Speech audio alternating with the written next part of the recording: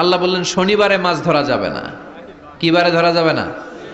কারণ প্রত্যেক সপ্তাহের শনিবারে আকাবা উপসাগরের তীরে বসে সাইয়েদনা দাউদ আলাইহিস সালাম ওনার সুরের ঝংকার তুলে জাবুর কিতাব তেলাওয়াত করতেন।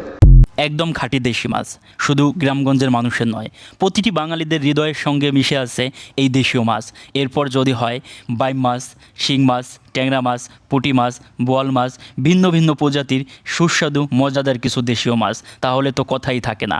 যেমন দেখা যাচ্ছে এই ঝুড়িতে বেশ কিছু একদম পিওর অরিজিনাল দেশীয় মাছ। আল্লাহ বললেন শনিবারে মাছ ধরা যাবে না। কি বারে ধরা যাবে না? কারণ প্রত্যেক সপ্তাহের শনিবারে আকাবা উপসাগরের তীরে বসে সাইয়েদনা দাউদ আলাইহিস সালাম ওনার সুরের ঝংকার তুলে জাবুর কিতাব তেলাওয়াত করতেন। একদম খাঁটি দেশি মাছ, শুধু গ্রামগঞ্জের মানুষের নয়, প্রতিটি বাঙালিদের হৃদয়ের সঙ্গে মিশে আছে এই দেশীয় মাছ।